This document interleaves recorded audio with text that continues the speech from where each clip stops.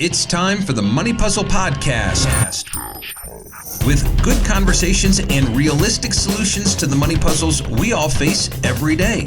I'm your host, financial advisor, chartered financial consultant, and president of Edgen Insurance and Financial, Robert Edgen. Now let's get this show started. Hi there, hello, and welcome to the Money Puzzle Podcast. I am Robert Edgen, and I'll be your guide for the ride for the next few minutes. Each week, we look at a different piece of the money puzzle and practical ways to solve it so you can have the financial confidence you deserve and the future that you dream of. This is episode number 18, and today we are kicking off a month-long series on long-term care. What is it? Who needs it? Why would you get it? How does it work? What does it cost? How do you pay for it? All of that and more. It's going to be a great month. And we're starting off with a very special interview with a client of mine, Clarissa, who has been a primary caregiver for her mother-in-law for the last 3 years. She has a lot of really great information and stories and ideas to share on what it takes and what it means to be a caregiver for someone else. She really enlightened me and shared some things with me that I had never considered about long-term care or considered about the aging process and how it affects not just the person who needs the care, but the people who are giving the care as well. We'll be back next week with the more normal format. I'll have Brian in studio next week, and we'll be getting into the what's, the whys, and the hows. But for now, sit back and relax and enjoy this interview with Clarissa and make it a great week. We'll talk to you real soon. All right, so I'm joined by a great client, longtime client, and a friend, Clarissa. I asked Clarissa to join me because she has been experiencing the caregiver lifestyle for about, 4 years now? 3.5 years. Okay, 3.5 years. Mm-hmm. And Clarissa has some inside knowledge and some experience on this whole side of long-term care, the caregiver perspective. So I asked her to join us so she could kind of share her story, some of the challenges that a caregiver faces. So I really appreciate you coming in and joining me today. So, well, you're welcome. So you've been doing caregiving for your mother-in-law. Yes. Both yourself and your husband kind of tag team that duty, correct? Yes, we do. Okay. So it's been going on about 3.5 years. Was that something that your husband was already doing before you guys, because how long have you guys been married? For almost 4 years. Okay. Yes. So was that something he was already doing, or did you guys take it on together? No, he wasn't already doing it. We married almost 4 years ago, and then ended up buying a house together, and we had to sell a couple other houses. And the house was specifically purchased with her in mind. It's actually a 2-story, but it's main level living. So you've got kitchen, master, laundry room, everything's on that main level. And then we live down in the basement. Now, but you said you did that, you bought that house specifically so yes, she could have that main level. She could have the main level. Okay. The house was designed with ADA approved regulations when it was built. It was built in 2015, and it's got really wide hallways, wide doors, perfect for a wheelchair or a walker. And at that time, she was not in a wheelchair or a walker. Yeah, but kind of some forward thinking. Yes. Of what might come and what you might need to do. Exactly. So, and then at the same time, you and your husband have chosen to live not in the master bedroom, which I'm sure would be nice. It would be nice. It would be and nice. Someday we'll be there. Yeah. But so you guys tackle the basement and you let her have the main level. Right, because it's a walk-in shower up there. It's, like I said, nice that it has wide hallways. And there's no way she would have been able to live in the basement and get in and out of the bathtub. Right. There's just no way it would have happened that way. Plus, it's much cooler down there, and then with this hot weather, it's really nice. It's nice, yeah, yes. Absolutely. Good to see the positive in things. Yes. So tell me, over these 3.5 years since you've become a caregiver, how has life changed for you and your husband? We don't really have a whole lot of time to ourselves anymore. Our day is spent checking on my mother-in-law every 2-3 hours, or more. We introduced a whistle to her. Now she whistles, and then my husband can't hear it, but I can hear it. I get that from his perspective. Those high pitches are tough, but maybe he chose that high-pitched whistle on purpose. No, probably not. I'm just I don't think so. It's just funny because I'm the one who hears it and goes and checks on her and asks her what it is she needs. And often she doesn't need anything.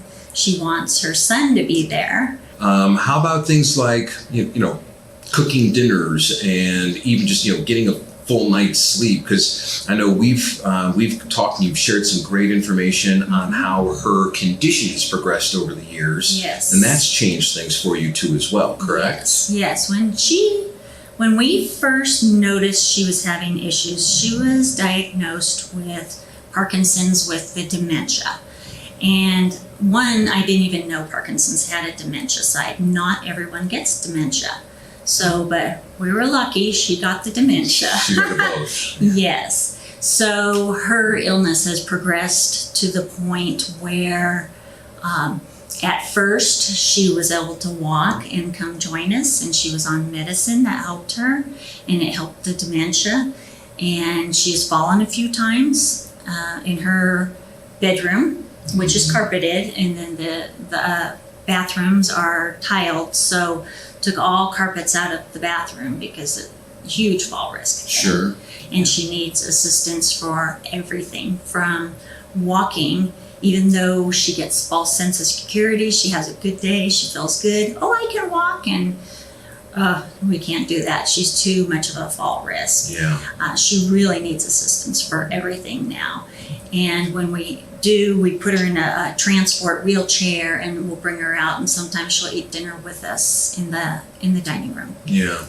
So if she needs this ongoing things, has that impacted yours and your husband's opportunity to relax together, to do things together, to spend some time together? Because you guys are both retired. Yes. We are both retired, and you dream of retirement and going and traveling and having all kinds of fun. But in this situation, my husband's been retired for about 10 years, and I have been retired for almost 2 years. And all of our time spent together is caring for my mother-in-law. Someone always has to be there. A couple days a week, we have a gal come in 3 hours, and we're able to get out for 3 hours twice a week together. Other times, it's either me being there watching over her or her son being there watching over her. So we try to arrange appointments so we can each get out of the house separately, so that there's always someone at home. Yeah, so maybe a different vision or a different reality in retirement than what you had envisioned. Oh, yes, definitely. Yeah. It's very time consuming. So, yeah, absolutely. And if you do need a break, you get these 2 days a week of 3 hours. Yes. But is that something, it probably comes with a cost? Yes, yes, it is. There is a cost associated with it. There are organizations around that can help, but you've got to know where to go and who to reach out to. And the first contact would be a senior organization to find out what resources are available to you. Probably takes quite a bit of effort to get those things figured out too. Yeah, and it's a lot of paperwork. Yes. So, and you actually have to pay the person first, and then they may reimburse you for 4 or 6 hours a month, which really isn't the amount that you need to get a mental break from reality. Yeah. So other than those 2 days a week and 3 hours a day, are you guys able to do any kind of traveling or spend time, away from that situation for an extended period of time? Yeah, what I do with my husband, because he is more likely to not take a vacation and to just take care of his mom, I kind of force a cruise on him once a year. And about a year in advance, I'll start booking a cruise and put in the calendar, hey, we're leaving on these days. And then we have to find respite care. Okay. And respite care is a whole nother situation. So it's a temporary facility. There's all kinds of paperwork to do ahead of time. There's medical records. You've got to have certain shots. You have to have TB tests. You have to have whether they are a do not resuscitate type person. They call it the Colorado Most form. So we've got to make those arrangements well in advance and make sure all the paperwork and her health is up to par and that they can care for her. At this time, the respite facilities can still care for her. Okay. But, I don't know if that's going to change in the future, if they're going to say, oh, we can't take her, she's too much effort. Or they do have limited positions. The facility that we like has 2 rooms that they use for respite care. That's it. 2 rooms out of their whole facility. So you probably have to plan that, well, like you said, a year in advance. Yes. Just so that you can find the facility and Right. the care that your mother-in-law needs if you guys aren't going to be the ones doing it. Exactly. And then the same thing. Now, I would imagine if you want to get this much needed week-long cruise and a break with your husband, then you've got those costs, but then you also have probably extra costs associated with the extra care that's needed since you guys aren't going to be the one providing it. Yes. So yes. you've got that to deal with too. It's usually $1 per day, fixed amount that they would charge. So, okay, a So- fixed dollar amount each day. Right. The one that we found that we like the best right now, they're doing $165 a day, which is really good. I would agree. Yes, that's because- reasonable. Because if she was to be a full-time resident there, I think it's more like $250 to $275 a day. Right. But even if it's for a week, now you've got, an extra $1,000 of costs that gets added on top of vacations and, other things that you have to pay for anyway. Yes. So a lot of times I hear from some of my clients that, hey, you know what? My kids are going to take care of me. Or I hear from some of my clients who say, when my parents need it, I'll take care of them because, maybe, they don't want to, set aside money for long-term care or have not, prepared or weren't able to do that. And they think that, oh, my kids will take care of me and then there's no costs involved. But is that really true? I mean, being a caregiver at home doesn't make it free, I would imagine. No, what's really interesting is my husband is an only child. So he had taken that upon himself to be a caregiver and made that choice. And I've heard in situations where there's siblings, a friend of mine just recently I had breakfast with, he had said it's he and his sister, even though he has three more brothers that absolutely refuse to help at all. So it's up to just him and his sister to do the caregiving for his mother. Well, and your mother-in-law is very fortunate because your husband was already retired. Yes. You did a great job for yourself, so you were able to retire early. Yes. But if you and your husband were not retired, it would be a totally different situation. Oh. You might not be able to do it at all. Right. The stress level would be beyond anyone could actually handle, is probably how I would say, because there's just so much stress, there's so much time, your whole life is put on hold. It's amazing how much time, because in our situation, my mother-in-law won't even eat the same meals that we eat. So you're always cooking a separate meal for her, something different that she feels like she can eat. It can't be too sour, it can't be too sweet, it can't have seeds, it can't be spicy. And these are all her kind of self-imposed things. Exactly. Yeah, not medical restrictions, just things that she's developed over time. Yes. So, okay. So there's a whole nother aspect to time. You're cooking 2 separate meals each time. Right.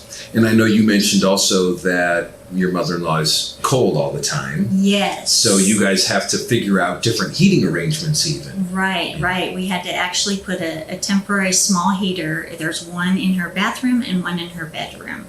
And I talked to a heating guy and he says, depending upon the person's age, my mother-in-law is 87, that is the temperature they are most comfortable with in their home, or in our situation, their room. And I thought that was really interesting because before we moved her in, she was living independently, And in her home, it was up to 84 degrees. It was so hot. You'd walk in and it was like walking into a furnace. Right. And you're just like, oh my God, I can't breathe in here. I can't do anything. I can't help. Right. And now she still needs that. Yes. But now it's forced upon you and your husband as well. Right. So, right. Yeah. Did you guys look into a full-time care facility? Is that something that you guys have researched yet, or? We have researched, and she does have a para-retirement, and she also has a military retirement that comes in because she's a military spouse. But we would have to be chipping in money after she ran through her savings. So we figured if we put her in a facility that we could probably get her through 4 to 5 years before we would be running out of money. Okay. So, will she live that long, first of all? I don't know. Do we take that chance of running through her money and then having to apply and get all the paperwork for the additional benefits once she's in a poverty status? Right. But what we've seen is because of her para and her military benefits, she may not qualify for those additional benefits that some other people might qualify for. Right. And then you've got to pay attention to assets and how they're being distributed over the 5 years prior, and that's both for military benefits and like Medicaid benefits. You essentially have to have less than $1,000 or $2,000 in your bank account. Right, $2,000. Yeah, and it is. It's a 5-year look back, so there's a lot of things to pay attention to. Or, like you said, you end up coming out of your own pocket to assist with those things. Right. So if she was to outlive the money, can she receive any benefits? If she can't, and she's still very healthy, then it's going to be out of our pocket. Okay, which is probably just a different type of stress to consider. It's just, there's all these different layers of stressful things that maybe you weren't prepared for or didn't even know to think about, it would seem like. Right, Yeah. right. And you don't know how long they're going to live. You have no idea. What advice would you give to people who are considering either being a caregiver or maybe to folks who are thinking, my kids will be my caregivers? What advice would you give them? But definitely look into long-term care. In my situation, my mother-in-law and her husband, they were military. They didn't have a lot of extra money hanging around to buy long-term care insurance. But if you could, oh my gosh, it would have made everyone's life so much easier, especially in the situation you only have one child. Right. If you've got multiple siblings, it would be nice to have more than one sibling help you, but I don't think that's realistic either. You're absolutely right. I mean, a lot of times folks think, well, my kids will do it, but what if your kids don't want to do it? What if they are working full time? What if they have their own children or their own lives to live? So you're absolutely right. Your mother-in-law has been very blessed because of yours and your husband's situation, but I would say it's more the exception than the norm that both are retired and able to help as much as you guys have been able to. Right, and we have the right personality to be able to help her. Yeah. Because if you've got strong personalities, that would not go well into caring for a parent. Well, and I would imagine that the dementia has progressed, so it continues to become more difficult as that continues to go on, and it's probably more difficult now than it was a few years ago. Yes. And she has dreams that she really thinks are real. So, and she's very forgetful. She doesn't know what day it is. She doesn't know if she ate. She doesn't know if she's been drinking her water or if she's taking her medicine. That was really part of the reason we moved her in with us. She got to the point where she just wasn't wanting to cook anymore. She was asking us to bring over more and more meals. She wasn't taking any of her medicine. She wasn't drinking it during the day because then she'd have to get up and go to the bathroom during the night. Well, then she'd develop a UTI, and her mind was just crazy when she had that. And we took her to the hospital because we didn't know what was going on. But she got to the point where she's been in the house for 15 years and she couldn't figure out how to turn the light off. So she'd call us, and this was back when she still used the phone. She'd call us, "Can you come over and help me turn the light off?" And I know, my mom did this for her father, and he had Alzheimer's. So I watched for a couple of years as that progressed and became more difficult on her, to a point where eventually, my grandfather was like 225 pounds or 200, something like that, and my mom was, quite a bit smaller than him, where she could no longer physically was able to do it. So she had to put a stop to that. But then she told my brother and I love that I could do this for my father, but I don't ever want you to do it for me, is what she said. So I'm curious, having been through it as the caregiver, I know you've got a couple of wonderful children. They would probably take care of you if you asked them for it. But is that something that you would want for them to do, or not want them to do? I'm just curious about your opinion. From what I've seen, there's a lot of pride, and it's really hard to suck it up and have someone else take care of you and help you with body parts that your children have never seen. So I know my daughter would care for me just because I know her and her personality, and she would. But I would never ask her to do that and put her life on hold. Yeah.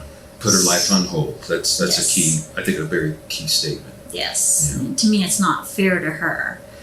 But in our situation, because my husband is an only child, I did make the choice to be there for him and to help him. Yeah.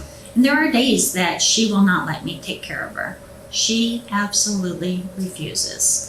She only wants her son. Mm-hmm. And he's had to see things that, a son doesn't normally see, but you got to get the job done. Right. So. Right. They need help, and if you are the only one to do it, you're right. Sometimes you have to do things you don't want to do, see things you don't want to see. Yes. Yeah. Do you have any, final words of wisdom, or things that maybe I haven't even known to ask that you want to share? One of the last times my mother-in-law had a fall, she broke a vertebrae in her back. And this is where I say she's become a huge fall risk. Mm-hmm. So we've had to make accommodations in the house with her bedding, because the bed that she had, she used to crawl into it. It was really high. We've had to buy a chair for her that actually will go flat so she can sleep in the chair at night, and it also raises up to help her get up out of the chair. So that's been a huge back saver for me, who's not trained how to take care of elderly people. I don't have to try to lift her up with all my weight, Right. doing it that way. So the chair's been very helpful. So we've had to make accommodations like that Sure. recently. Let's see.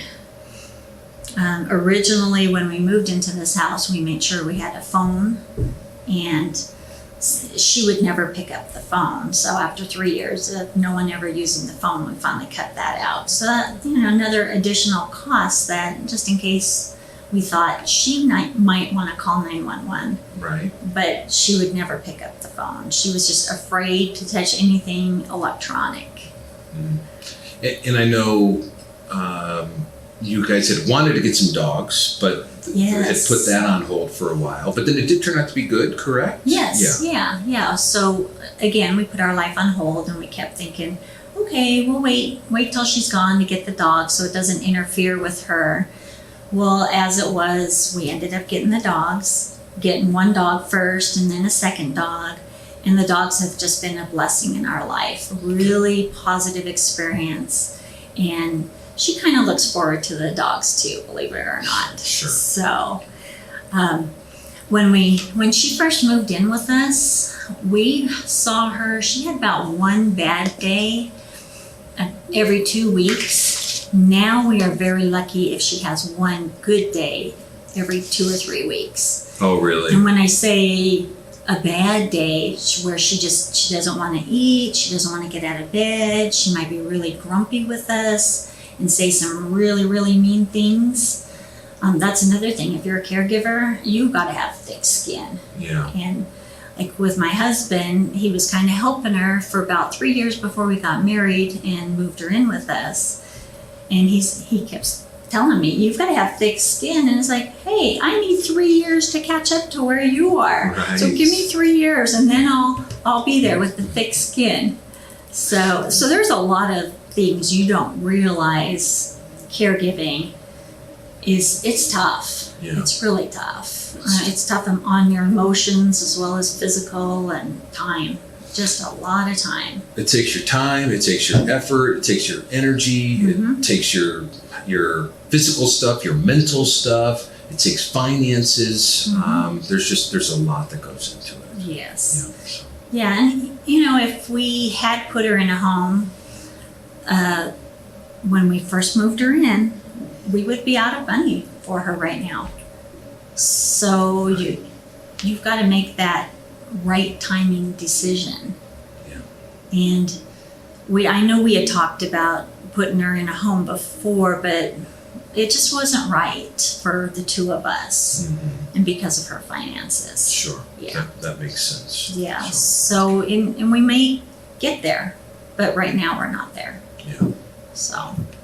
Well, thank you so much for sharing so much information. I really appreciate it. I know it's going to be very helpful because we've got a lot of clients who we have these conversations with about, should you be a caregiver? Should you really rely on others to be a caregiver for you? I know that they're going to get a lot of valuable information and insight. So thank you so much for sharing with You're us. welcome. So, all right. Thank you. Yeah. Registered representative of and securities offered through Securities Management and Research Inc. SM&R. Member FINRA SIPC. Investment advisory services offered through BFC Planning Inc. Edgen Insurance and Financial Services, Johnson Financial Services, SM&R, American National Family of Companies, and BFC Planning are independent entities. There are risks involved with investing which may include market fluctuation and possible loss of principal value. Particular investments may not be suitable for certain situations. Carefully consider the risks and possible consequences involved prior to making an investment decision. Our firm does not provide legal or tax advice. Be sure to consult with your own legal and tax advisors before taking any action that may have tax implications.